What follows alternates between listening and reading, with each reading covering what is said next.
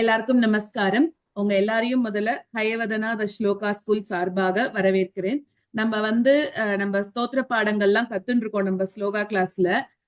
என்னோட ஒரு சின்ன ஆசை என்னது அப்படின்னாக்க, நம்ம ஸ்லோகம் கத்துக்கிறதோட அதை நிறுத்திடக்கூடாது. நம்மளோட ஆழ்வார்கள், ஆச்சாரியர்கள், அவளை பத்தி எல்லாம் நம்மளும் தெரிஞ்சுக்கணும் அப்படிங்கிறது தான் ஒரு சின்ன ஒரு ஆசையா இருக்கு. ஏன்னா ஸ்லோகங்கிறது யார் வேணாலும் கத்துக்கலாம், எப்ப வேணாலும் சொல்லலாம். பட் அதோட பேஸ் என்னது, அதுக்கு யார் காரணமா இருந்தா, இன்னைக்கெல்லாம் நம்ம ராமானுஜர் நூற்றாண்டு அதையெல்லாம் கத்துண்டோம், சேவிச்சோம், எல்லாம் பண்ணோம். ஆனா அந்த ராமானுஜரை பத்தி ஃபுல்லா தெரியாதவா கூட இன்னும் கூட இருக்கா இல்லையா? நிறைய பேருக்கு தெரிஞ்சிருந்தா கூட இன்னும் நிறைய பேருக்கு அது போய் சேரணும் அப்படிங்கறதுனால எப்பவுமே நம்மளோட இந்த ஹயவதனாத ஸ்லோகா ஸ்கூல்ல எப்படி அப்படின்னாக்கா, ஏதாவது ஒரு ஒரு அக்கேஷன் வருது அப்படின்னா அதுக்கு தகுந்த மாதிரி ஒரு ஸ்தோத்திர பாடங்கள் சொல்லி கொடுத்து பாராயணம் வச்சு அதுக்கு தகுந்த மாதிரி ஒரு உபன்யாசங்கள். ஏன்னா நான் முன்னாடி சொன்ன மாதிரி அது எதுக்காக நம்ம கொண்டாடுறோம், யாருக்காக கொண்டாடுறோம், என்ன அதுல இருக்கு அப்படிங்கறத எல்லாருக்கும் கொண்டு போகணும் அப்படிங்கிறது தான்.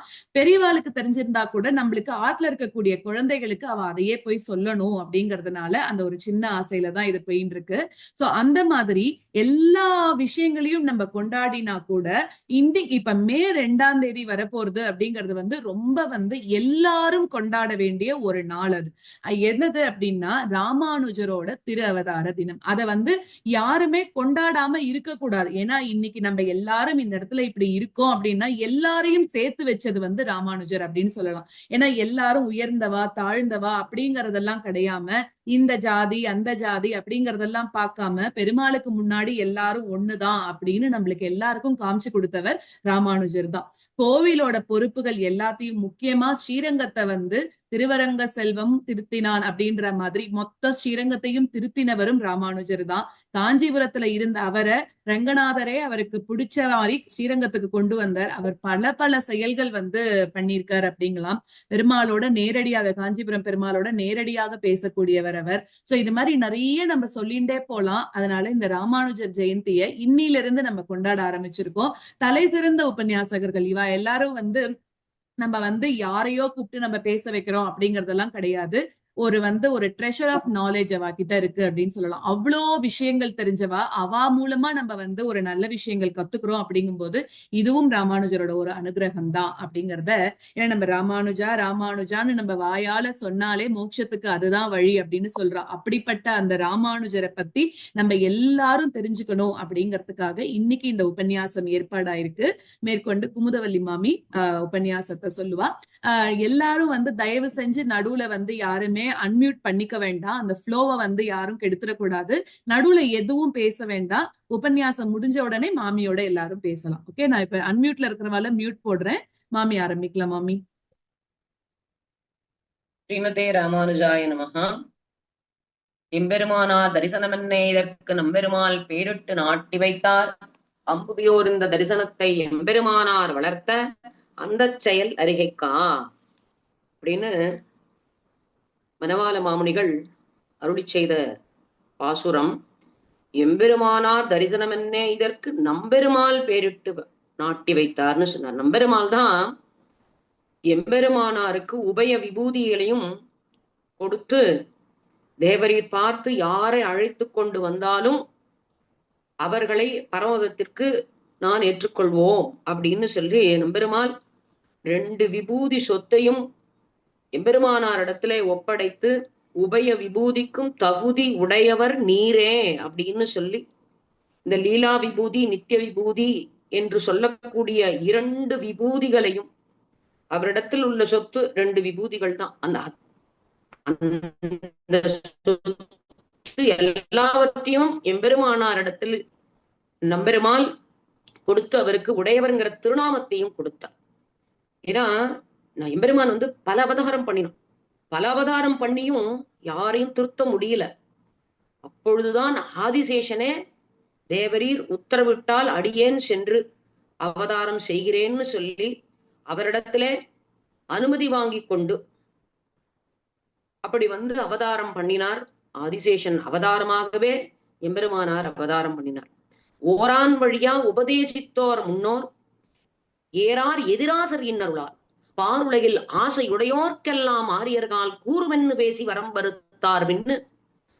ஓரான் வழியாக கொண்டிருந்தது குருபரம்பரை. பெரிய பெருமாள் தொடக்கமாக மணவாள மாமுனிகள் ஈராக அந்த குரு பரம்பரைங்கிறது உண்டு. பெரிய பெருமாள், பெரிய பிராட்டியார், அப்படி ஒவ்வொருத்தருக்குத்தான் உபதேசம் பண்ணிட்டு இருந்தா. அப்ப விஸ்வக்சேனர், நம்மாழ்வார், நாதமுனிகள், உய்யக்கொண்டார், ஆல வந்தார், பணக்கால் நம்பின்னு இப்படி ஒவ்வொருத்தரா அப்படி வந்துட்டு இருந்த அந்த ஆச்சாரிய பரம்பரைகளிலே எம்பெருமானார் வந்ததுக்கு பிறகுதான் 74 சிம்மாசனாதிபதிகளாக அது விரிந்தது. 74 சிம்மாசனாதிபதிகள் மூலமாக ஸ்ரீ வைஷ்ணவத்தை வளர்த்தவர் எம்பெருமானார்.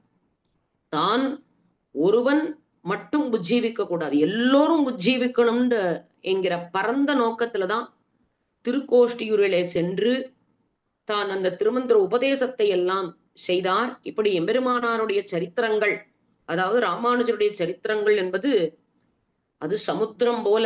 அந்த சமுத்திரத்துல ஒரு துளி நாம் நீராடலாம். ஏனென்றால் எம்பெருமானார் இல்லை என்றால் நமக்கு பரமபதம் என்பது கிடைக்காது. அதுதான் உண்மை. பரமபதம் எம்பெருமான் அவ்வளவு சீக்கிரம் கொடுத்துட மாட்டான் எல்லாருக்கும். ஆச்சாரிய சம்பந்தம் இருந்தால் அவர்களுக்கு கொடுக்கிறேன்னு வாக்கு கொடுத்துட்டான். ஏன்னா சரணாகதி கத்தியம் பண்ணும் பொழுதே பங்குனி உத்திரத்துல எம்பெருமானார் நம்பெருமாளையும் தாயாரையும் சேர்த்தி உஸ்தவத்துல வைத்து கொண்டுதான் சரணாகதி பண்ணினார். தன் சம்பந்தப்பட்ட எல்லோருக்கும் தேவரீர் மோட்சம் கொடுத்தருள வேண்டும்னு பிரார்த்திச்சார்.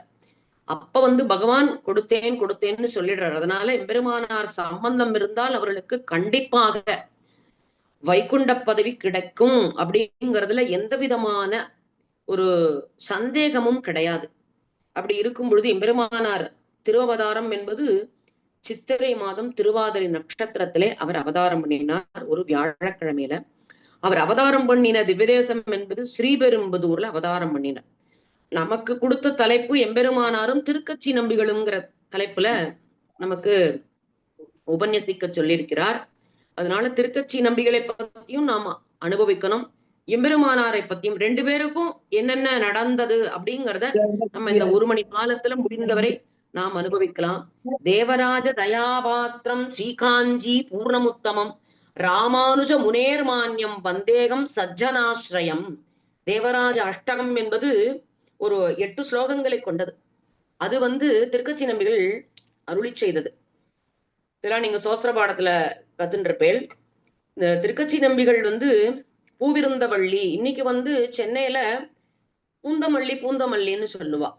அந்த பூவிருந்தவள்ளியிலதான் இந்த திருக்கச்சி நம்பிகள் திருவவதாரம் பண்ணினார். அவர் மாசி மாசம் மிருகசீஷ நட்சத்திரத்துல திருவவதாரம் பண்ணினார். அவர் 4வது குமாரராக அவதாரம் பண்ணினார். அவருடைய தகப்பனார் வீரராகவர், அவருடைய தாயார் கமலையார், கமலாம்பாள்னு சொல்லுவா.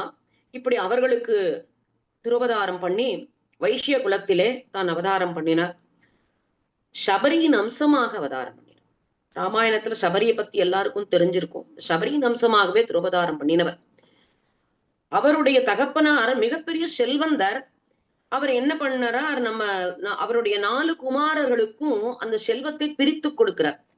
இதுல திருக்கச்சி நம்பிகள் என்ன பண்றார், அவருக்கு கொடுத்த பாகத்தை அவர் அப்படியே நந்தவனம் அமைக்கிறார். அவர் கல்யாணம் எல்லாம் பண்ணிக்கல.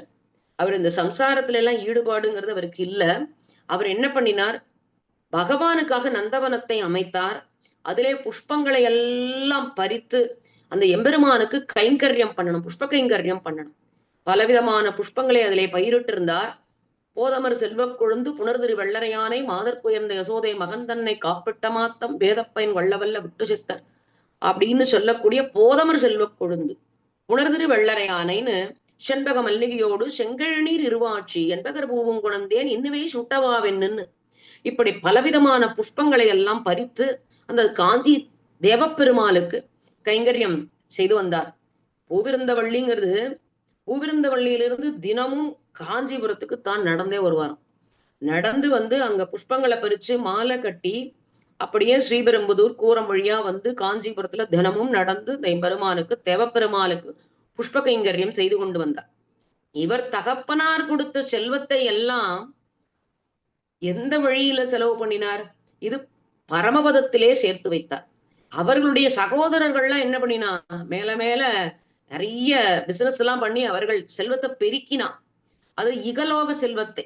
இவரோ தன் தகப்பனார் கொடுத்த செல்வத்தை எல்லாம் பரத்திலே சேர்த்து வைத்தார். அதாவது பரமபதத்திலே மறுமையிலே வெறுமை பூண்டு இல்லாமல் மறுமையிலே போய் சுகமாக இருக்க வேண்டும் என்று இந்த செல்வத்தை எல்லாம் பெருக்கி எம்பெருமானுக்காக செலவிட்டார் அத்தனை செல்வத்தையும். அதனாலதான் அவர் அந்த பரமபதத்திலே தன்னுடைய செல்வத்தை சேர்த்து வைத்தார் அப்படின்னு சொல்லக்கூடியவா.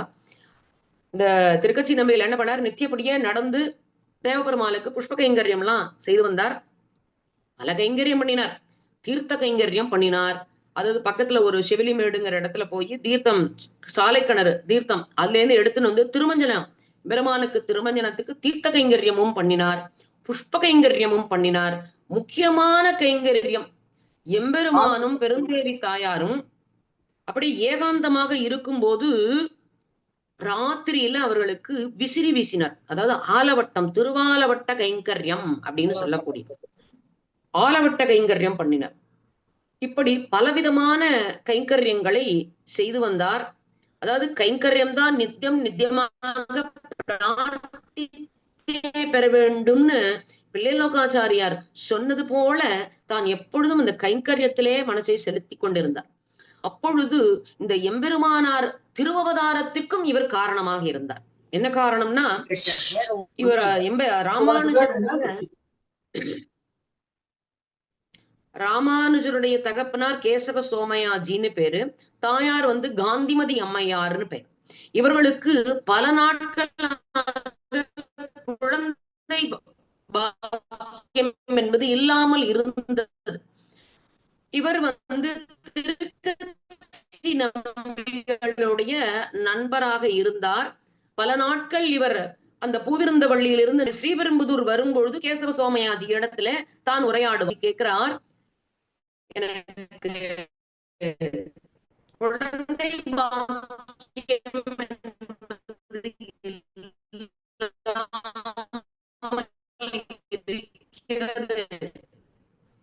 எனக்கு குழந்தை பெறப்படுறார் கேசவ சோமயாஜி நம்பிகள் இடத்துல சொல்றார். நம்பிகளும் என்ன சொல்றார், உத்தரகாமேஷ்டி யாகம் பண்ணினால் குழந்தை பாக்கியம் என்பது கிடைக்கும். தசபத சந்தாரண்ய கஷேத்திரம்னு சொல்லக்கூடிய திருவள்ளிக்கேணி, அந்த திருவள்ளிக்கேணி பார்த்தசாரதி எம்பெருமான், அங்கே கைரவணி புஷ்கரணி இருக்கு. அந்த கைரவணி புஷ்கரணியில அந்த தீரத்திலே நீர் சென்று புத்திரகாமேஷ்டி யாகம் செய்யவும், புத்திரகாமேஷ்டி யாகம் பண்ணினால் உமக்கு குழந்தை பாக்கியம் கிட்டும்னு நம்பிகள் சொன்னார். நம்பிகள் சொன்னது போலவே கேசவ சோமயாஜியும் அங்கு சென்று புத்திரகாமேஷ்டி யாகம் பண்ணினார். புத்திரகாமேஷ்டி யாகம் பண்ணினோடனே யாகத்திலிருந்து எம்பெருமானே அசரீரியாக பேசினான். தேவரீருக்கு என்ன வரம் வேண்டும்னு கேட்டான். உடனே கேசவ சோமயாஜி சொன்னாராம், அவர் எம்பெருமான் கேட்கிறார் எந்த விதமான வரம் வேண்டும் அப்படின்னு கேட்கிறார். எனக்கு குழந்தை பாக்கியம் என்பது வேண்டும் அப்படிங்கிறார். குழந்தைனா எந்த மாதிரி குழந்தை வேணும்? அதீத செல்வம் உள்ள குழந்தை வேணுமா, அதிக ஆயுள் உள்ள குழந்தை வேணுமா, அதீத பலம் உள்ள குழந்தை வேணுமா, அப்படின்லாம் சொல்லி பகவான் கேட்கும் பொழுது, உம்மை போல் ஒரு புத்திரன் எனக்கு வேணும்னு கேட்டார். எம்மை போல் ஒரு புத்திரனா? பகவானுக்கு சமமாக ஒரு ஆத்மா லோகத்திலே கிடையாதே. எம்மை போல் ஒருவன் இருந்தால் அல்லவோ நான் பிறக்கிறதுக்கு, ஆதலால் நாமே உமக்கு புத்திரனாக பிறப்போம் அப்படின்னு சொல்லி சாட்சாத் பார்த்தசாரதி எம்பெருமானே, திருவள்ளிக்கேணி பார்த்தசாரதி எம்பெருமானே அதான் கேசவ சோமயாஜிக்கு எம்பெருமானாராக, அதாவது ராமானுஜராக திருவவதாரம் பண்ணினார் அப்படிங்கிறது ஒரு சரித்திரம். ஏன்னா எம்பெருமானாருடைய திருவவதாரத்திற்கும் திருக்கச்சி நம்பிகள் காரணம் என்பதற்காக இந்த சரித்திரத்தை தெரிவித்தேன். இப்படி திருக்கச்சி நம்பிகள் சொல்வதையெல்லாம் கேட்டு நடந்தார். ஒரு சில காலத்திற்கு பிறகு கேசவ சோமயாஜி பரமபதித்த பிறகு எம்பெருமானார் என்ன பண்ணினார், காஞ்சிபுரத்துக்கு சென்று அங்கே திருப்புட்குழி, அருகில் உள்ள திருப்புட்குழி அப்படிங்கிற ஒரு இடம் இருந்தது. அந்த திருப்புட்குழியில யாதவ பிரகாசர் இடத்திலே கல்விகளை எல்லாம் கற்றார். அவர் அத்வைதத்தையும் கற்றுக்கொண்டார், விசிஷ்டாத்வைதத்தையும் கத்துக்கொண்டார். அப்பதான் அதுல உள்ள சூக்ஷமங்களை தெரிந்து கொள்ள முடியும். அப்ப விசிஷ்டாத்வைதத்தை தான் நிலைநிறுத்த வேண்டும் என்றால் அத்வைதம் தெரியணும். அதனால அத்வைதத்தை எப்படி சாந்தீபனி இடத்திலே கண்ணனம் பெருமான் கத்துண்டானோ அப்படி இவர் எல்லாம் தெரிந்தவர். ராமானுஜருக்கு எல்லாமே தெரியும். சாட்சாத் அதிசேஷனின் அம்சமாகவே வந்து திருவவதாரம் பண்ணினார். இருந்த போதிலும் கண்ணன் எப்படி கல்வி கத்துண்டான், ஆயகலைகள் 64 சாந்தீபனி இடத்துல கத்துண்டானோ அதே போல எம்பெருமானார் போய் யாதவ பிரகாசர் இடத்துல கத்துண்டார். யாதவ பிரகாசர் பலவிதமான சூழ்ச்சிகளை எல்லாம் பண்ணினார். இவருக்கு நிறைய அந்த அறிவு இருக்கு, நிறைய எம்பெருமானை பத்தி அந்த ஞானம் இருக்கு. அந்த ஞானம் இருக்கிறதுனால இவன் நம்மையே மிஞ்சிடுவான்னு சொல்லிட்டு இவரையே கொல்வதற்கு அவர் திட்டம் தீட்டினார் யாதவ பிரகாசர்.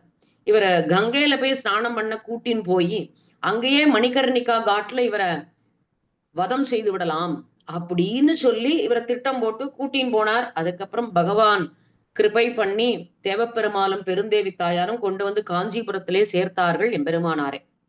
அப்பொழுது திருக்கச்சி நம்பிகளிடத்திலே காஞ்சிபுரத்துல ஒரு சில காலம் தன் தகப்பனார் பரமபதித்த பிறகு திருக்கச்சி நம்பிகள் காஞ்சிபுரத்திலே எம்பெருமானார் காஞ்சிபுரத்திலே வசித்தார். அவர் காஞ்சிபுரத்துல வசிச்ச போது எம்பெருமானாருக்கு ஆதரவாக இருந்தவர் திருக்கச்சி நம்பிகள் தான். திருக்கச்சி நம்பிகள் எம்பெருமானுக்கு எப்பொழுதும் ஆலவட்ட கைங்கரியம் அடைந்தார். தேவப்பெருமாளிடத்திலே இருந்து கைங்கரியத்தை அடியனுக்கு நியமிக்க வேண்டும்னு இவர் பிரார்த்திக்க எம்பெருமானிடத்திலே இவரும் இந்த ராமானுஜருக்காக கைங்கரியத்தை பிரார்த்தித்தார். பிரார்த்தித்த பிறகு அவருக்கும் இந்த தீர்த்த கைங்கரியத்தை, சாலை கிணறு தீர்த்த கைங்கரியத்தை எம்பெருமான் உடையவருக்கு நியமித்தார். அதை திருக்கச்சி நம்பிகள் வந்து கேட்டுன்னு வந்து பெருமாளிடத்துல கேட்டுன்னு வந்து உடையவரிடத்துல சொன்னார். அன்று முதல் ராமானுஜரும் அந்த தீர்த்த கைங்கரியத்தை செய்தார். இப்படி பல நாட்கள் இந்த கைங்கரியத்தை எம்பெருமானாரும் செய்து கொண்டு வந்தார். இப்படி வந்து கொண்டு இருக்கும் பொழுது இவருக்கு ஆச்சாரியர் வேணும், சமாசனம் பண்ணிக்கணுங்கிற ஆசை வந்தது ராமானுஜருக்கு.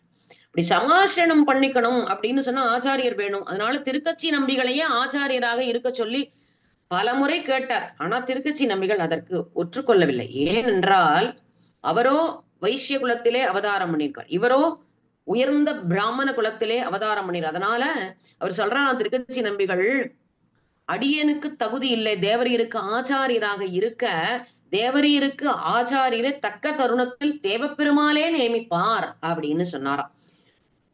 அதன் பிறகு எம்பெருமானாருக்கு என்ன ஒரு வருத்தம்னா, இப்படி யாதவ பிரகாசரும் நமக்கு தீங்கு விளைச்சுட்டா, அதனால நம்ம இந்த போனகம் செய்த சேடம் தருவரேல் புனிதம் அன்றேன்னு இந்த திருக்கச்சி நம்பிகளை அமுது பண்ண வர சொல்லி அவருடைய உச்சிட்ட பிரசாதத்தை நாம் ஸ்வீகரிக்கலாம் அப்படின்னு சொல்லிட்டு தன்னுடைய மனைவி தஞ்சமாம்பாள்னு பெயர், பெருமானாருக்கு மனைவியின் பெயர் தஞ்சமாம்பாள்னு பெயர். இந்த தஞ்சமாம்பாள் இடத்துல சொல்லியிருந்த திருக்கச்சி நம்பிகள் என்ன சொன்ன, இந்த பெருமானார் என்ன சொன்னார், திருக்கச்சி நம்பிகள் நம்முடைய கிரகத்திற்கு அமுது செய்ய வர இருக்கிறார், ஆதலால் அவருக்கு வேண்டிய உணவுகளை எல்லாம் தயார் செய்து வைன்னு சொல்லி தஞ்சமாம்பாள் இடத்துல சொல்லிட்டு திருக்கச்சி நம்பிகள் இடத்துலயும் சொல்லியிருந்தார். தேவரீர் வந்து அடியனுடைய கிரகத்திலே தேவரீர் அமுது பண்ணிக்கணும் அப்படின்னு சொன்னார்.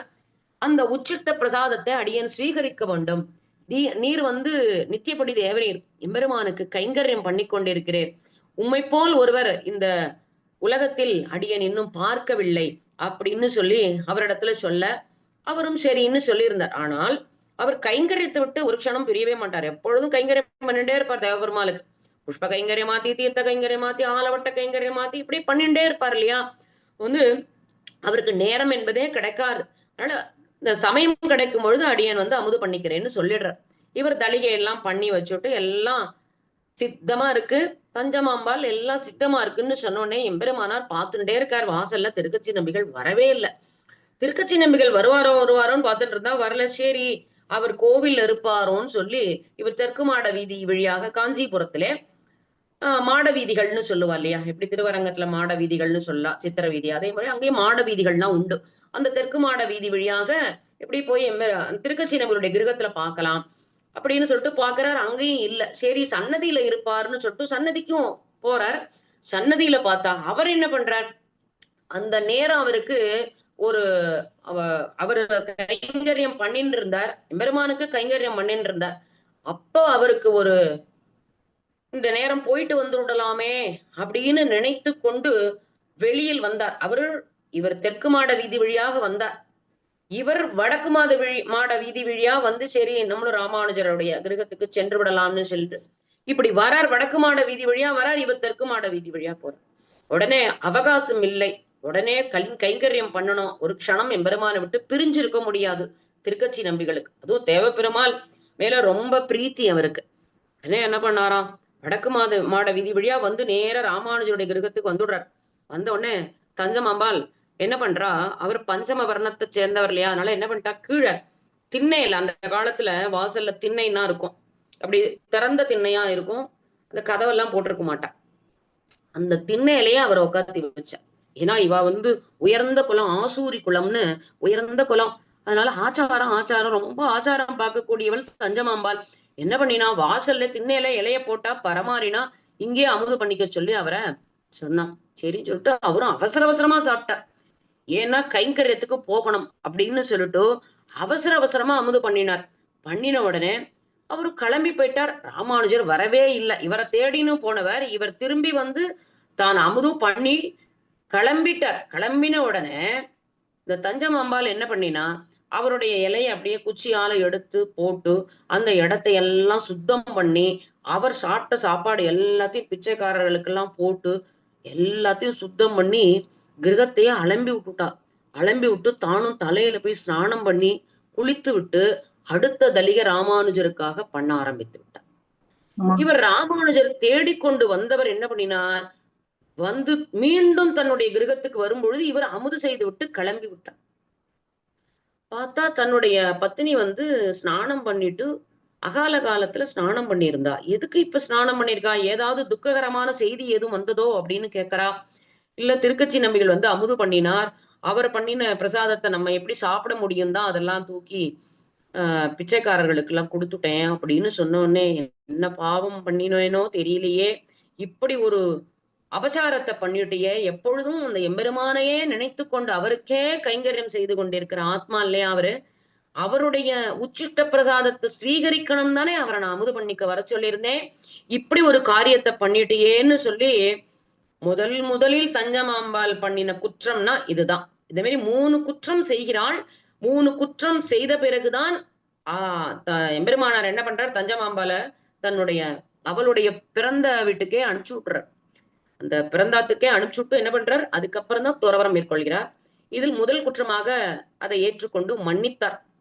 பிறகு திருக்கச்சி நம்பிகளை தேடி ஓடினார் ராமானுஜர். ஓடி அப்படியே கதறி அழுகிறார். அவர் காலில் விழுந்து அப்படி அழுகிறார். இப்படி ஒரு அபச்சாரம் நடந்துடுத்தோ, அடியனை மன்னிக்கணும்னு சொல்லி பிரார்த்திக்கிறார். உடனே அதுக்கப்புறம் சொல்றார், இந்த மாதிரி எனக்கு ஆச்சாரியனாக நீர் இருக்கணும்னு சொன்னா, ஆச்சாரியனாக இருக்க எனக்கு தகுதி இல்லைன்னு சொல்லிட்டார்.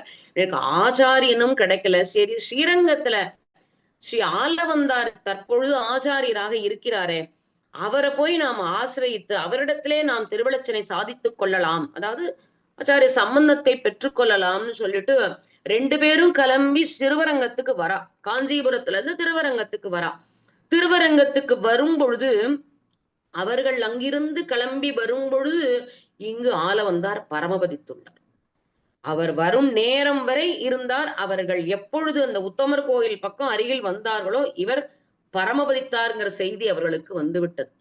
அப்ப ரொம்ப வருத்தமா போயிடுத்து ராமானுஜருக்கு, நமக்கு ஆச்சாரியர் கிடைக்காமையே நம்ம ஜென்மா போயிடும் போல இருக்கே அப்படின்னு சொல்லிட்டு ரொம்ப வருத்தப்பட்டார்.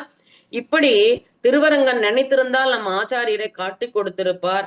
ஆனால் இந்த திருவரங்கன் நினைக்கவில்லைன்னு சொல்லிட்டு அந்த ரெங்கநாதனை சேவிக்காம சென்றார். அப்பொழுது ஆளவந்தாருடைய 3 ஆசைகள், அந்த 3 விரல்கள் மடங்கி இருந்தது. அந்த ஆசைகளை சொல்லி தான் சங்கல்பம் பண்ணி அந்த விரல்கள் விரிந்தன. அதற்கப்புறம் தான் கிளம்பி இந்த ரெங்கநாதனை சேவிக்காம காஞ்சிபுரத்துக்கே சென்று விட்டார் ராமானுஜர். மீண்டும் அவருக்கு வருத்தம், இப்படி ஆச்சாரியனே நமக்கு கிடைக்கலையே, என்ன பண்றதுன்னு சொல்லிட்டு திருக்கச்சி நம்பிகள் இடத்துல கேட்கிறார். திருக்கச்சி நம்பிகள், நம்பிகளே, நீர் தினந்தோறும் இந்த தேவப்பெருமாளுக்கு அளவட்ட கைங்கரியம் பண்ணிக்கொண்டிருக்கீரே, இந்த எம்பெருமானிடத்திலே கேட்டு சொல்லுமே, எனக்கு ஒரு சில சந்தேகங்கள் என்னுடைய மனதிலே இருக்கிறது அப்படின்னு சொல்ற. என்ன சந்தேகங்கள்னு சொல்லல, அதற்கு என் சந்தேகங்கள் இருக்கிறது, அதை எம்பெருமானிடத்திலே சொல்லி என் சந்தேகங்களை தீர்த்து வைக்கும்படி பிரார்த்திக்கிறார் திருக்கச்சி நம்பிகளிடத்தில். திருக்கச்சி நம்பிகள் எல்லாம் அறிந்தவன் சர்வேஸ்வரன் உள்ளுவார் உள்ளித்து உடனிருந்து அறுதி என்னே வெள்கிப்போய் என்னுள்ளே நான் விலவரச் சிரித்திட்டேனேங்கிற தொண்டரடிப்பொடியாழ்வார். உள்ளுவார் உள்ளித்து எல்லாருடைய ஹிருதய கமலத்திலே அந்தர்யாமியாக இருக்கக்கூடிய எம்பெருமானுக்கு தெரியாதா ராமானுஜர் மனதிலே என்ன உள்ளதுன்னு? உடனே என்ன பண்ணினாராம், தான் கைங்கரியம் செய்து கொண்டு இருக்கும் பொழுது தேவப்பெருமான் இடத்துல கேட்கிறார். இந்த மாதிரி ராமானுஜரின் அவருக்கு ஒரு சில சந்தேகங்கள்லாம் அவர் மனதிலே இருக்கு என்று தெரிவிக்கிறார். தேவரீர் தான் சர்வஞனாச்சே, அவருடைய சந்தேகங்களை நீர் தீர்த்து வைக்கலாமேன்னு சொல்லி அவரிடத்துல கேட்கிறார். உடனே தேவப்பெருமாள் சொன்னாராம், அவர் என்ன சந்தேகம்னு சொல்லல, ஆனா பகவான் அதற்கு பதில் அளிக்கிறான் 6 வார்த்தைகளாக. அதுதான் தேவப்பெருமாள் 6 வார்த்தைகள், திருக்கச்சி நம்பிகளின் 6 வார்த்தைகள்னு சொல்லக்கூடியது ரொம்ப பிரபலமானது. அந்த 6 சந்தேகங்களுக்கும் தேவப்பெருமாள் பதிலளிக்கிறான். என்னென்னா, அகமேவ பரம் துவத்தம் தர்சனம் வேத ஏவச உபாயேஷு பிரபத்தி ஸ்யாத் அந்திம ஸ்மிருதி வர்ஜனம் தேகாவசானே முக்தி ஸ்யாத் பூர்ணாச்சாரிய சமாஸ்ரயா அப்படின்னு சொல்லி 6 வார்த்தைகளுக்கும் பதில் சொல்றார். இந்த 6 வார்த்தைகளை நம்பிகளிடத்துல சொன்ன நம்பிகளிடத்துல சொன்ன உடனே நம்பிகள் என்ன பண்ணினார், அத கேட்டுன்னு வந்த உடனே காலையில ராமானுஜர் இடத்துல இந்த சந்தேகங்களுக்கெல்லாம் பதில் சொன்னார். ரொம்ப சந்தோஷம் பெருமானாருக்கு. என்ன சந்தோஷம், மனசுல உள்ளது அப்படியே நம்பிகள் சொன்னாரே அப்படிங்கறதுல ரொம்ப அப்படியே உதிச்ச உடனே அந்த அந்த அதனுடைய அர்த்தங்கள் எல்லாம் சொல்றேன். அந்த 6 வார்த்தைகளுடைய அர்த்தம், அதற்கு உபன்யாசம் என்பது தனித்தனியா ஒவ்வொரு வார்த்தைகளுக்கும் அர்த்தத்தை நிறைய சொல்லலாம். அதெல்லாம் உபன்யாசமே அது 1 மணி நேரத்துக்கு மேலே பண்ணலாம். ஆனா ஒரு முடிந்த வரைக்கும் சொல்றேன் உங்களுக்கு அதோடைய அர்த்தத்தை. இந்த 6 வார்த்தைகளுக்கு பதிலளித்த உடனே எம்பெருமானாருக்கு ரொம்ப சந்தோஷமாயி அவர் ஆசாரியரை நோக்கி ஓடினார். இந்த பரம்துவம் அப்படின்னா என்ன, அகமேவ நானே பரம்பொருள். அதாவது எம்பெருமானாருடைய மனசுல என்ன சந்தேகம் இருந்தது, யாரு பரம்பொருள், யாரை ஆசிரியிக்க வேண்டும். ஏன்னா வேதங்களிலே பல தெய்வங்களை காட்டிருக்கு. நாட்டினான் தெய்வம் எங்கும் நல்லதோர் அழுதினாலே காட்டினான் திருவரங்கம்ங்கிற. அப்ப வேதத்திலே பல தெய்வங்களை காட்டிருக்கிறதுனால நான் எந்த தெய்வத்தை ஆசிரியிக்க வேண்டும் அப்படின்னு எம்பெருமானாருடைய திருவுள்ளத்துல ஒரு சந்தேகம். உடனே பகவானே அர்ச்சாரூபியான தேவப்பெருமாள், ஏன்னா தேவப்பெருமாள் வரம் தரும் ராஜன் வரதராஜன் சொல்லுவா. ஏன்னா யாக குண்டத்திலிருந்து திருவதாரம் பண்ணிடுவார். ஏன்னா திருக்கச்சி நம்பிகள் ஒரு முறை என்ன பண்ணினாராம், திருவரங்கநாதனுக்கு போய் கைங்கரியம் பண்ண போனார். அவர் என்ன சொன்னார், ஆலவட்ட கைங்கரியம் பண்ணணும்னு ஆசையா இருக்குன்னு திருவரங்கநாதன் இடத்துல போனார். திருவரங்கநாதன் என்ன சொன்னார், உபய காவேரி மத்தியத்துல இருக்கேன், வடதிருக்காவேரி தென்திருக்காவேரி 2 காவேரியின் மத்தியத்துல இருக்கிறதுனால இங்க ஆலவட்டம் எனக்கு பூச வேண்டாம் அப்படின்னு சொல்லிடுறார். அப்புறம் திருமலைக்கு போறார். திருமலையில போனா திருமலையப்பனுக்கு ஆலவட்டம் வீசுறேன்னர். அப்ப திருமலையப்பன் என்ன சொன்னார், ஆண்டாள் பாசுரம் உமக்கு தெரியாதோன்னு கேட்டார். குளிரருவி வேங்கடத்து என் கோவிந்தன் குரம்பாடி அலியத்த மேகங்கால் ஆவி காத்திருப்பேனேன்னு. ஏற்கனவே இங்க குளிர் அருவிகள் எல்லாம் இருக்கக்கூடிய இடம், குளிர்ந்து இருக்கக்கூடிய திவ்யதேசம், இங்க ஆலவட்டம் வீச வேண்டான்னு. உம்முடைய அப்ப எங்கதான் போய் கைங்கரியம் பண்றதுன்னு திருக்கச்சி நம்பிகளுக்கு. உடனே அவர் சொன்னாராம், உம்முடைய கைங்கரியத்தை வரவேற்று கொண்டு ஒருத்தர் காத்து கொண்டிருக்கிறார், அவருக்கே சென்று நீர் கைங்கரியத்தை செய்ய வேண்டும்னு சொல்ல நேர தேவப்பெருமாள் இடத்திலே வந்து, ஏன்னா அவர்தான் யாக குண்டத்திலிருந்து அவதாரம் பண்ணினார். பிரம்மா யாகம் பண்ணும் பொழுது யாகத்திலிருந்து வந்தவர் தான் தேவப்பெருமாள். அதனால அந்த தேவப்பெருமாளுக்கு போய் கைங்கரியம் பண்ணணும் அப்படின்னு நினைத்து கொண்டு இங்க வந்து கைங்கரியம் பண்ணிட்டு இருந்தார். அப்படி உகந்து தான் பண்ணிட்டு இருந்தார். பகவானும் அவருடைய கைங்கரியத்தை உகந்தார். அப்ப 6 வார்த்தைகளை சொன்னார். அகமேவ பரம் தத்துவம் தர்சனம் பேத ஏவ. அகமேவ பரம் தத்துவம், நாமே பரம்பொருள், சாட்சாத் தேவப்பெருமாள், அர்ச்சாவதார மூர்த்தி. அதாவது தியாக மண்டபம்னு சொல்லுவா. காஞ்சிபுரத்துல தியாக மண்டபம், ஸ்ரீரங்கத்தை போக மண்டபம்னு சொல்லுவா, திருமலையை புஷ்ப மண்டபம்னு சொல்லுவா, தியாக மண்டபம் ஞான மண்டபம் வந்து திருநாராயணபுரத்தை. இப்படி காஞ்சிபுரத்துல இருக்கக்கூடிய தேவப்பெருமாள் சாட்சாத் எம்பெருமானே நாமே பரம்பொருள் அப்படின்னு சொன்னாராம் திருக்கச்சி நம்பிகளிடத்துல. எல்லாம் ரொம்ப இதெல்லாம் நமக்கு கிடைத்த ஒரு பொக்கிஷம். பெருமானார் வைபவமும் பொக்கிஷம், அதை கொடுத்தவரும் நமக்கு ஒரு பொக்கிஷம். இந்த மாதிரி விஷயங்கள் எல்லாம் தெரியலன்னா நம்ம என்ன பண்ணுவோம், யாரை ஆசிரியப்போம். இப்படி எம்பெருமானார் எதற்காக கேட்கிறார், நமக்காக அவருக்கு தெரியாதது இல்ல, நமக்காக எம்பெருமானிடத்திலே அதை கேட்டார். அதற்கு நாமே பரம்பொருள் அப்படின்னு சொன்னார். கண்ணன் சொன்னானோ இல்லையோ, சர்வதர்மான் பரித்யஜ்ய மாமேகம் சரணம் பிரஜ அகம் த்வா சர்வபாபேப்யோ மோக்ஷயிக்ஷ்யாமி மா சுஜகா. சர்வதர்மான் பரித்தியஜ்ய, சர்வ தர்மங்களையும் விட்டுடு, மாம் ஏகம் சரணம், என்னை ஒருவனையே சரணாக பற்றுங்க, சர்வ பாபங்களிலிருந்தும் நான் உன்னை விடுவிக்கிறேன். எத்தனையோ உபதேசம் பண்ணினான் அர்ஜுனனுக்கு. ஆனா கடைசியில என்ன பண்ணிட்டான்? எல்லாத்தையும் விட்டுடு, என் திருவடியை நீ புடிச்சுக்கோ, நானே உமக்கு சர்வத்தையும் கொடுக்கிறேன் அப்படின்னு சொன்னான். அதே போலதான் தேவபெருமாளும் சொன்னார், தமேவ பரம் தத்துவம், நாமே பரம்பொருள் அப்படின்னு சொன்னார். இதற்கு நிறைய பிரமாணங்கள்லாம் இருக்கு. ஏன்னா பிரம்மாவை தான் சிருஷ்டி செய்தார். ஒப்புள் கொடியிலிருந்து தானே சிருஷ்டி செய்து, அது பல நாட்கள் பிரம்மாவுக்கே தெரியல யாரு நம்மை சிருஷ்டி பண்ணினான்னு தெரியாது. பேரே வர பிதத்தலல்லால் என்பம்மானே ஆரே அறிவார் அது நிற்க நேரே கடிக்கமலத்துள்ளிருந்தும் காண்கிலான் கண்ணன் அடிக்கமலம் தன்னை அயன். பல நாட்கள் அவரு யாசித்தார். அப்படியே தாமரை நாளத்திலே சென்று போய் பார்த்தார். யாருன்னே தெரியல, தம்மை சிருஷ்டி பண்ணது யாருமே தெரியல. ஏன்னா பிரளய காலத்துல பிரம்மாவை முதலில் எம்பெருமான் தன்னுடைய கொப்புள் கொடியிலிருந்து சிருஷ்டி பண்ணினார். யாருன்னு பாக்குறதுக்கே பல காலம் அவர் அந்த நாளத்திலே பயணம் செய்தார். ஆனால் அவரால் கண்டுபிடிக்க முடியல.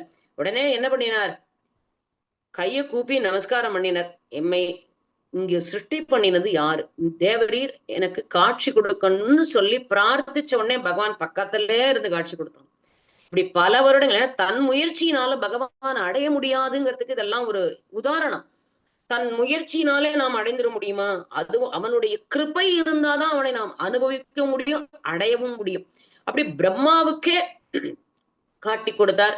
பிரம்மா மூலியமாக இந்த உலகத்தை சிருஷ்டி பண்ணக்கூடிய அந்த 4 வேதங்களையும் எம்பெருமான் கொடுத்தான். நான்முகனை நாராயணன் படைத்தான், நான்முகனும் தான்முகமாய் சங்கரனைத்தான் படைத்தான்னு இப்படி பாசுரங்கள்லாம் இருக்கு நான்முகன் திருவந்தாதில். இப்ப நான்முகனை எம்பெருமான் சிருஷ்டி செய்து அவர் மூலியமாக அப்படி வேதங்களை கொடுத்து அவர் இந்த உலகத்தை சிருஷ்டி செய்ய அந்த காரியத்தை கொடுத்திருந்தார். ஆனால் இந்த வேதங்களை மதுகைடவர்கள்லாம் அபகரித்த போது மீண்டும் அவரால் சிருஷ்டி செய்ய முடியவில்லை பிரம்மாவினாலே. அதனால மீண்டும் மதுகைடவர்களை தான் வதம் செய்து வேதத்தை மீட்டு கொடுத்து திரும்பவும் பிரம்மாவினிடத்திலே கொடுத்து உலகத்தை சிருஷ்டி செய்ய சொன்னார். எம்பெருமான் தான் எல்லாத்தையும் படைக்கிறான், அழிக்கிறான், காக்கிறான், எல்லாமே அவன்தான். ஏன்னா மற்ற தேவதைகள் எல்லா தேவதைகளுக்கும் தான் அந்தர்யாமியாக இருந்து அத்தனை காரியங்களையும் செய்கிறான். இந்த மாதிரி பிரம்மாவ இந்த உலகத்தை படைக்கக்கூடிய அந்த ஒரு பதவியை அவனுக்கு கொடுத்திருந்தார். ருத்ரனை அழிக்கக்கூடிய பதவியை கொடுத்திருந்தார். காக்கக்கூடிய பதவியை தான் எடுத்துக்கொண்டார்னு சொல்றா இல்லையா? இது எல்லாமே அவனே தான் செய்கிறான். அதுக்குதான் அகமேவ பரம் தத்துவம், நாமே பரம்பொருள் அப்படின்னு காட்டுறான். எப்படி பட்டர்பிரான் விஷ்ணு சித்தரை பத்தி தெரியும் எல்லாருக்கும், பெரியாழ்வாரை பத்தி தெரியாதவா யாருமே கிடையாது. பெரியாழ்வார் எப்படி பாண்டிய சபையிலே நாராயணனே நமக்கே பரிதருவான் ஆண்டாள் சொன்னது போல எம்பெருமான் ஸ்ரீமன் நாராயணனே பரம்பொருள் அப்படின்னு சொன்ன உடனே பொற்கிழியாகப்பட்டது தானாக இறங்கி வந்தது. அப்படி பரத்வத்தை அத்தனை வித்வான்கள் இருக்கும் பொழுது பரத்வத்தை நிர்ணயம் செய்தார் பட்டர்பிரான். அதனால எம்பெருமான் ஸ்ரீமன் நாராயணன் தான் சர்வத்துக்கும் காரணம். அதனால அந்த எம்பெருமானை மட்டும் சேவித்தாலே நமக்கு எல்லாமே கிடைச்சிடுங்கிற இது மகாபாரதத்துல கூட ஒரு சரித்திரம் உண்டு இதற்கு. என்ன சரித்திரம்னா 17வது நாள் கர்ணனை வீழ்த்தணும்.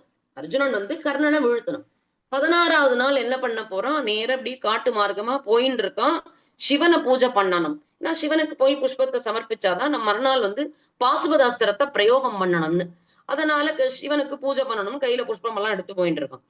நடுராத்திரி இப்படி நடந்து போயிட்டு இருக்கிறோடனே கண்ணன் பார்த்துடுறான்.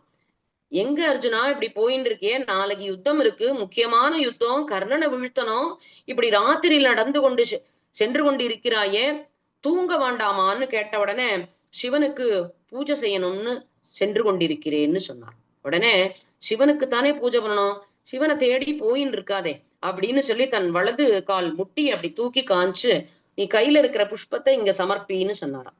உடனே அவனும் என்ன பண்ணினார்? அர்ஜுனன் என்ன பண்ணுவான்? கண்ணன் என்ன சொன்னாலும் அவனுக்கு கேட்பான். அதுதான் அவனுக்கு ஒரு வார்த்தை மீற மாட்டான். கண்ணன் சொல்லிட்டான், ஆனா ருத்ரனை பூஜை பண்ணணும்னு தான் போனேன், ஆனா கண்ணன் சொல்லிட்டான். கண்ணன் சொன்னா அவனுக்கு வேத வாக்கு இல்லையா? அதனால உடனே கண்ணனுடைய முட்டியிலே அந்த புஷ்பங்களை எல்லாம் சமர்ப்பிச்சான். சரி நீ கிளம்பு, நீமே நாளைக்கு என்ன காரியமோ அதை போய் பாரு, போய் தூங்குன்னு சொல்லி அனுப்பிச்சுடும். உடனே அன்னைக்கு ராத்திரிய சொப்பனத்துல ருத்ரன் காட்சி தராராம் இந்த அர்ஜுனனுக்கு. காட்சி கொடுத்து, நீ கொடுத்த புஷ்பத்தை நான் உகந்து ஏற்றுக்கொண்டேன், கண்ணனின் முட்டியிலே நீ சமர்ப்பிச்ச புஷ்பத்தை நான் உகந்து ஏற்றுக்கொண்டேன் அப்படின்னு சொன்னாராம். அப்ப இவருக்கு ரொம்ப சந்தோஷம். என்ன சந்தோஷம்? கண்ணன் சொன்னான்னு செஞ்சுட்டோம், அவ்வளவுதான். ஏன் என்னன்னு கேட்கல இல்லையா? அதான் தீர்த்தன் உலகளந்த சேவடி மேல் திருவாய்மொழியில வரக்கூடிய பாசுரம். தீர்த்தன் உலகளந்த சேவடி மேல் பூந்தாமம் சேர்த்தியவையே சிவன் முடி மேல் தான் கண்டு பார்த்தன் தெளிந்தொடிந்த பைந்துழாயான் பெருமை பேர்த்தும் ஒருவரால் பேச கிடந்ததேன்ன.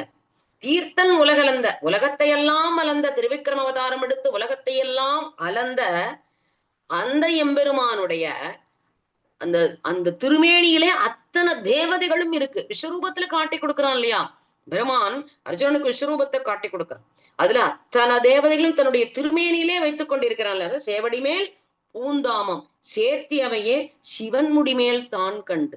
எம்பெருமான் திருவடியிலே போட்ட புஷ்பமாகப்பட்டது நேர சிவன் முடிக்கு போய் சேர்ந்தது. அப்ப எம்பெருமான் திருமேனியிலே அத்தனை தேவதைகளும் இருக்கு அப்படின்னு நம்மாழ்வார் தெரிவிக்கிறார். பார்த்தன் தெளிந்தொழிந்த, பார்த்தன் அர்ஜுனருக்கு பார்த்தன் ஒரு திருநாமம் உண்டு.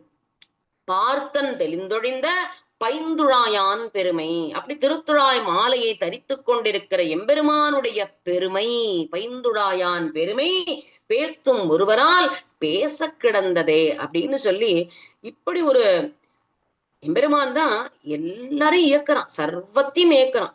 இப்ப நிறைய பேருக்கு அவனை பத்தி தெரியலன்னா அவன் அவர்களுக்கு காட்டி கொடுக்காமல் இருக்கிறான். மாயை, எல்லாமே மாயை தானே. அப்படி கண்ணை மறைச்சுடுவான் எம்பெருமான். அவனுடைய அவன் கல்யாண குணங்களையும் அவனுடைய பரத்துவத்தையும் அவ்வளவு சீக்கிரம் யாரும் தெரிஞ்சுக்க முடியாது. எல்லாரும் சந்தேகப்படுவா, கேள்வி கேட்பா, அது இதுதான் பண்ணுவாளே ஒழிஞ்சு அவனை பத்தி தெரிஞ்சுக்கணும்னா அதுவும் அவனது இன்னருளே, அவன் கிருபை இருந்தாதான் அவனை பத்தி நாம் தெரிஞ்சுக்க முடியும். இப்படி நாமே பரம்பொருளும் தேவப்பெருமாள் சொன்னாராம். அடுத்தது தர்சனம் பேத ஏவச்ச. இந்த தர்சனம்ங்கிறது என்ன தர்சனம்? இந்த ஜீவாத்மா பரமாத்மா. ஜீவாத்மாங்கிறது ஒரு ஆத்மாக்களும் ஜீவாத்மா, பரமாத்மாங்கிறது எம்பெருமான் தான் பரமாத்மா. இந்த ஜீவாத்மாக்கள் அத்துணை பேரும் அவனுக்கு சேஷப்பட்டவர்கள் அவனுக்கு அடிமையானவர்கள். அவனே பரம்பொருள், அவன் தான் தலைவன், நாம் எல்லாம் அவனுடைய குழந்தைகள் தான். அப்படி இருக்கும் பொழுது இந்த ஆத்மா வேறுங்கிற, ஜீவாத்மாங்கிறது வேறு, பரமாத்மாங்கிறது வேறு. ஏன்னா ரெண்டும் ஒண்ணுன்னு அவருக்கு ஒரு சந்தேகம். ஏன்னா அத்வைதத்துல அப்படி சொல்றான், எல்லாமே ஒண்ணுதான், பகவானும் ஒண்ணுதான், நம்மளும் ஒண்ணுதான். அப்ப எல்லாரும் ஒரே ஒருதான். இப்ப புஷ்பம் 1 2 3ன்னு எண்ண மாட்டாலாம், வாழலாம். எல்லாமே ஒண்ணும் போலாம். ஏன்னா எல்லாமே சர்வமும் ஒண்ணுதான்.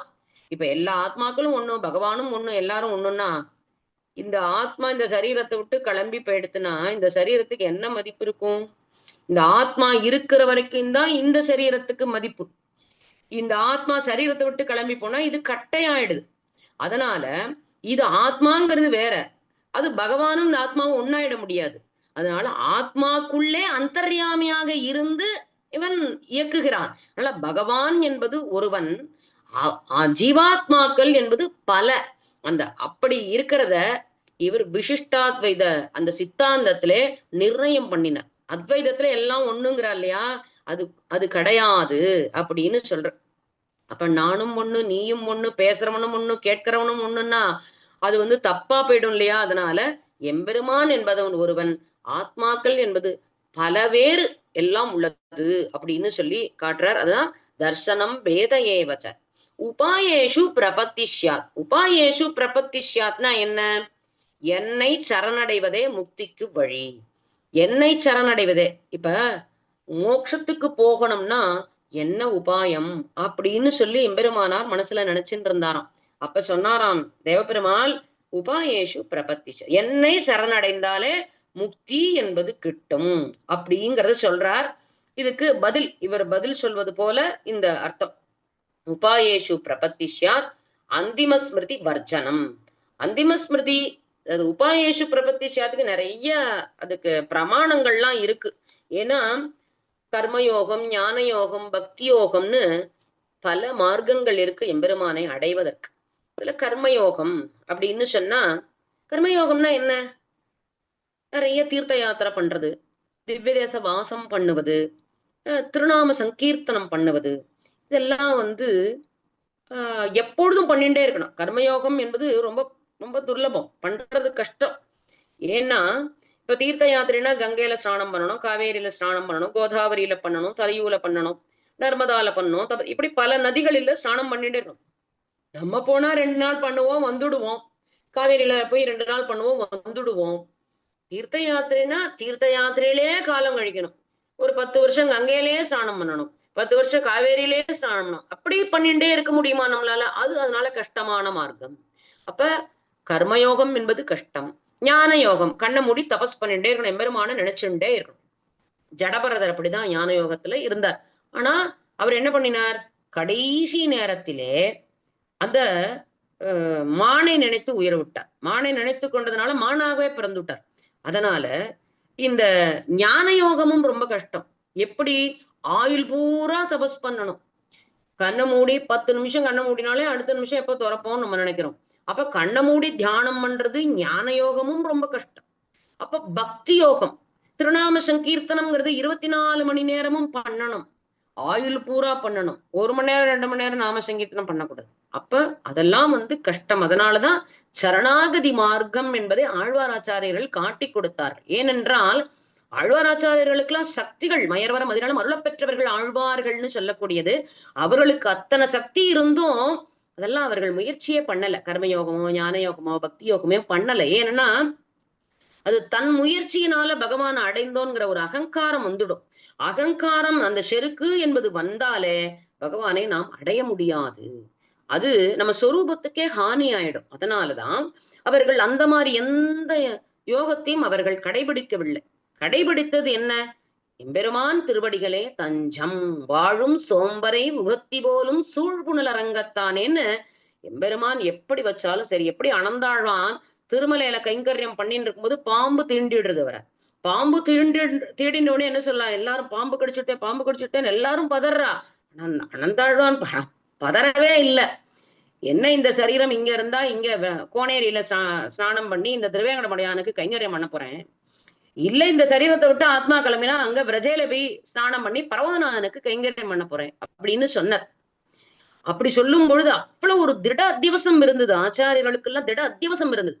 அதனால இங்க வச்சா இங்க கைங்கரியம், அங்க வச்சா அங்க கைங்கரியம், அதனால எது வந்தா என்ன, எல்லாம் அவன் சித்தம் அப்படின்னு இருந்துட்டோம்னா, இப்ப நம்ம உடம்பு சரியில்லை, நமக்கு ஏதாவது ஒண்ணுனாலே உடனே அங்க போய் மந்திரிக்கலாமா, இங்க மந்திரிக்கலாமா, அங்க போலாமா இங்க போலாமா, நம்ம மனசு அஞ்ஞானத்துல அடிச்சுக்கிறது இல்லையா?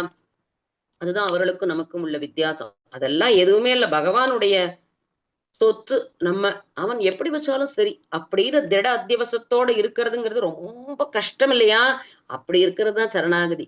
அந்த சரணாகதினா அவன் திருவடியில சரணாகதிங்கிறது பண்ணிட்டோம்னா எதை பத்தியும் கவலைப்படக்கூடாது, அவன் கண்டிப்பா ரட்சிப்பான் அப்படிங்கிறதோட இருந்துட்டா அது கண்டிப்பாக எம்பெருமான் திருவடிகளை கொடுக்கும். ஆனால் நம் முயற்சியினாலே அவனை அடையலாம் என்று ஒரு முயற்சி பண்ணினால் எத்தனை ஜென்மா எடுத்தாலும் அவனை அடையிறதுங்கிறது ரொம்ப கஷ்டம். ஏன்னா பக்தி யோகத்திலே இருக்கான் ஒருவன் அப்படின்னு சொன்னா எப்பொழுதும் நாம சங்கீர்த்தனம் பண்ணிட்டே இருக்கணும், எப்பொழுது 24 மணி நேரம் ஆயுள் பூரா அப்படியே அப்படி பாராயணம் பண்ணிட்டே இருக்க முடியாது இல்லையா? வாசித்தும் கேட்டும் வணங்கி வழிபட்டும் பூசித்தும் போக்கினேன் போதுன்னு ஆழ்வார் சொல்ற.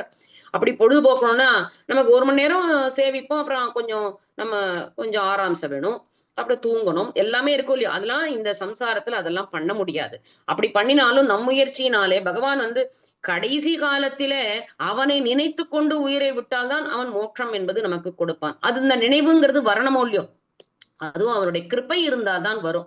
அதனால கர்மயோகமோ ஞான யோகமோ பக்தி யோகமோ இதெல்லாம் எம்பெருமானை அடைய முடியாது. அடையலாம், எப்படி எத்தனை ஜென்மா கழித்துங்கிறது தெரியாது. கர்மயோகம் பண்ணிட்டே இருந்தா ஒரு 10 ஜென்மால அது ஞான யோகத்துல கொண்டு போய் விடும். ஞான யோகம் பண்ணிட்டே இருந்தா அது ஒரு சில ஜென்மாக்களுக்கு பிறகு பக்தி யோகத்துல கொண்டு போய் விடும். பக்தி யோகம் என்பது பண்ணிக்கொண்டே இருந்தால் என்றாவது ஒரு நாள் கிருபையினாலே, எம்பெருமானுடைய பரம கிருபையினாலே அவன் வைகுண்டத்தை கொடுத்தாலும் கொடுக்கலாம், கொடுக்காமலும் போகலாம். அது அவனுடைய சுவாதந்தரியம் உண்டு எம்பெருமானுக்கு. அதனால அதெல்லாம் ரொம்ப கஷ்டமான மார்க்கம் என்பதனாலதான் நமக்கு காட்டி கொடுத்தார் எம்பெருமானார். சரணாகதி மார்க்கம் தான் ரொம்ப எளிதான மார்க்கம். அவன் திருவடிகளே தஞ்சம் என்று இருந்தால் எம்பெருமான் தன்னை தன் திருவடிகளே சேர்த்துக் கொள்வான்னு சொல்லி இதைத்தான் இந்த இதுல சொல்றார். உபாயேஷு பிரபத்திஷ்யாத், என்னை சரணடைவதே முக்திக்கு வழி. எம்பெருமானார் திருவடிகளே தஞ்சம், எம்பெருமான் திருவடிகளே தஞ்சம். இதுல எம்பெருமான் திருவடிகளே தஞ்சம்னு இருந்தா கூட கொடுத்தாலும் கொடுப்பான், கொடுக்காமலும் போவான். அதான் ஆண்டாள் அங்கன் இரண்டும் கொண்டு எங்கள் மேல் நோக்குதியேங்கிறா. எம்பெருமானுடைய கண்ணு, ஒரு கண்ணு சூரியன், ஒரு கண்ணு சந்திரன். அப்ப சூரிய கண்ணுனால சுட்டு பொசுக்கலாம், சந்திர கண்ணுனால குளிர்விக்கலாம், எது வேணாலும் பண்ணலாம். அவனை யாரும் கேள்வி கேட்க முடியாது இல்லையா? அதனால அங்கன் இரண்டும் கொண்டு எங்கள் மேல் நோக்குதியேங்கிறா. பெருமானுடைய 2 கண்களினாலே நோக்க வேண்டும், அவர் அனுகிரகம் பண்ணணும்னு சொல்றா. இப்ப உபாயேஷு பிரபத்திஷ்யா, என்னை சரணடைவதே முக்திக்கு வழி அப்படின்னு பகவான் காட்டி கொடுத்துறான். நீ எங்கேயும் சுத்தாத, என் திருவடியை பிடிச்சுக்கோ அப்படின்னு சொல்லிடுறான். தேவபெருமாளும் அதான் சொல்றான், கண்ணனும் அதான் சொல்றான், ராமரும் அதைத்தான் சொன்னார்.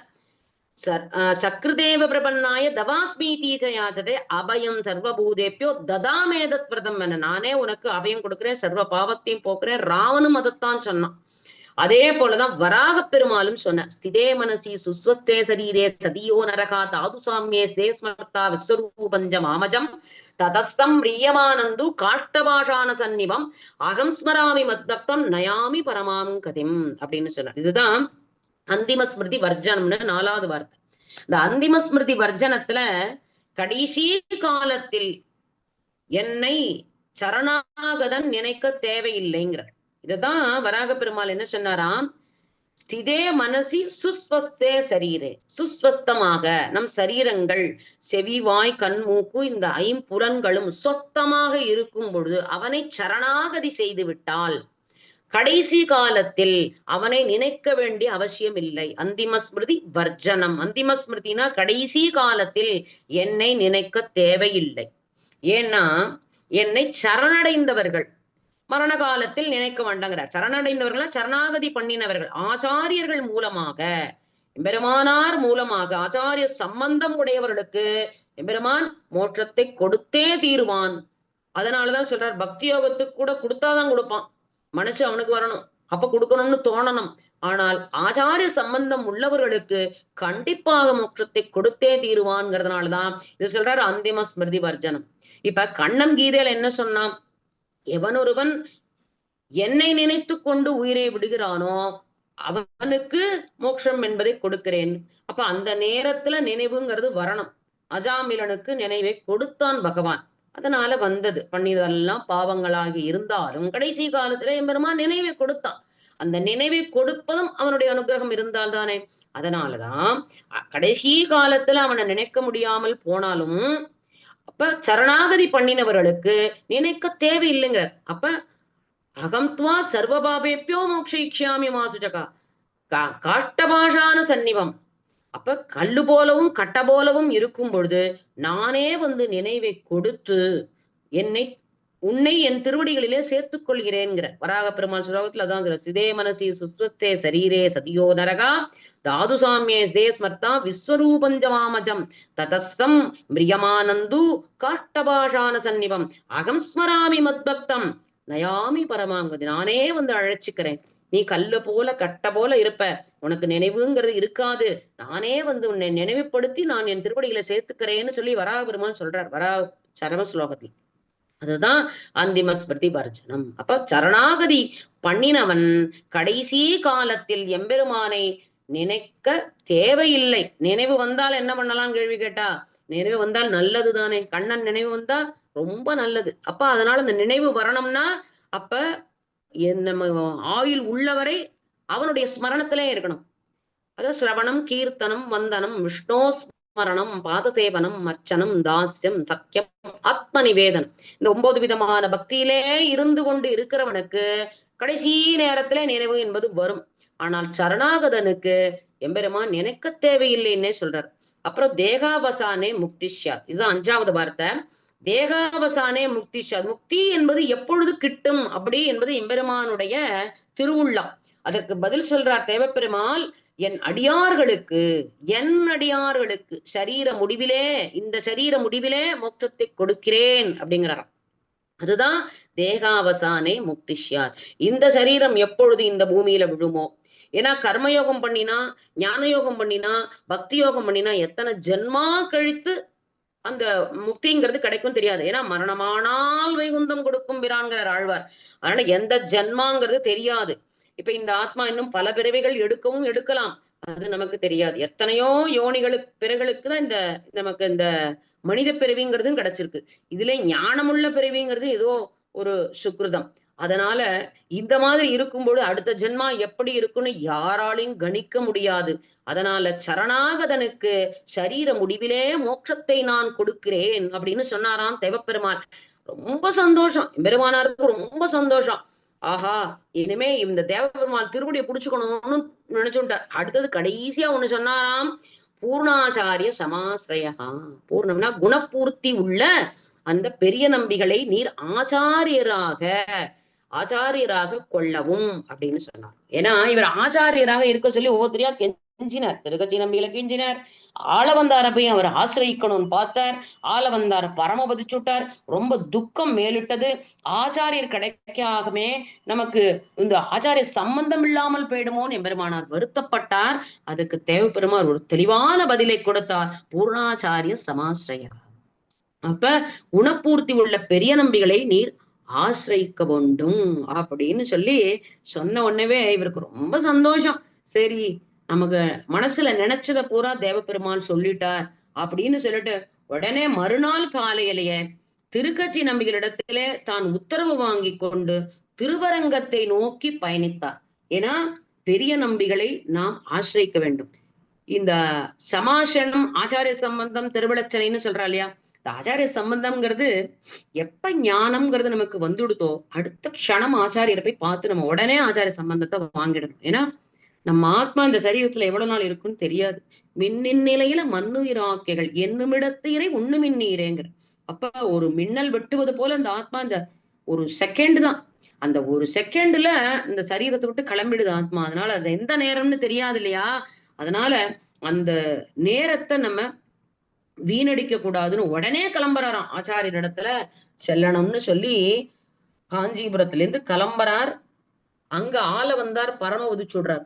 ஆளவந்தார பரம உதிச்ச உடனே அந்த வைஷ்ணவ அந்த பீடத்தை எம்பெருமானாரை கொண்டுதான் அவர் என்ன ஆளவந்தார் ஒரு முறை காஞ்சிபுரத்துக்கு வந்த பொழுது ராமானுஜரை பார்த்து கடாட்சம் பண்ணிற, ஆம் முதல்வன் இவனே வைஷ்ணவ சித்தாந்தத்தை வளர்க்க கூடியவன், இவனே மேற்கொண்டு இந்த சிம்மாசனத்திலே எழுந்தருளப் போகிறவன் அப்படின்னு சொல்லி தேவப்பெருமானிடத்திலே விண்ணப்பம் பண்ணினார். அதனால ஆளவந்தாருக்கு இந்த ராமானுஜர் தான் இந்த வைஷ்ணவத்தை நிலைநிறுத்த போறார், மேற்கொண்டு வளர்க்க போகிறார்னு சொல்லி இவர் கடாட்சம் பண்ணியிருந்தார். அவர் பரமபதித்த உடனே அவர்களுடைய சிஷ்யர்கள் எல்லாரும் சேர்ந்து இந்த ராமானுஜரை எப்படியாவது திருவரங்கத்திற்கு அழைத்து கொண்டு வர வேண்டும், அவரே வைஷ்ணவ சித்தாந்தத்தை வளர்ப்பவராக இருக்கிறார், அவரை நாம் கொண்டு வந்து சேர்க்கணும்னு சொல்லி அவருக்கு ஆச்சாரிய சம்பந்தத்தை பண்ணி வைக்க வேண்டும்னு பெரிய நம்பி என்ன பண்றார், பெரிய நம்பியும் விஜயாம்பாள் அவர் தம்பதிகளோடு திருவரங்கத்திலிருந்து காஞ்சிபுரத்தை நோக்கி பயணிக்க. இவர்கள் எம்பெருமானார் என்ன பண்றார், அதாவது காஞ்சிபுரத்திலிருந்து திருவரங்கத்துக்கு கிளம்புறார்.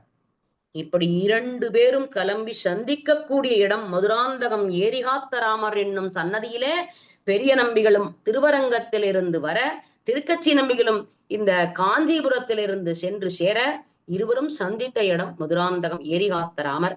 உடனே எண்ணிய பலன் எதிரே வந்தது அப்படின்னு சொல்லி சந்தோஷப்பட்டார் எம்பெருமானார். உடனே அந்த ஏரிகாத்தராமர் சன்னதியிலே அந்த இடத்திலேயே எனக்கு ஆச்சாரிய சம்பந்தம் பண்ணி வைக்கணும்னு இவர் பிரார்த்திச்சாராம். இந்த மகிழ மரத்தின் அடியிலே அவர் சொன்னாராம், பெரிய நம்பிகள் புண்ணியகோடி விமான சாயடிலே அந்த காஞ்சிபுரத்திலே உமக்கு நாம் திருவலச்சனை சாதிக்கிறோம்னு சொல்ல, அப்பதான் இவர் சொல்றார், மென்னின் நிலையில மண்ணுயிராக்கைகள் அலைகடல் நீர் குமிழி போல, நம்மளுடைய ஆத்மா அந்த அலைகடல் நீர் குமிழி போல இருக்கக்கூடிய இந்த குமிழி எப்போ உடையும்னு தெரியாது இல்லையா.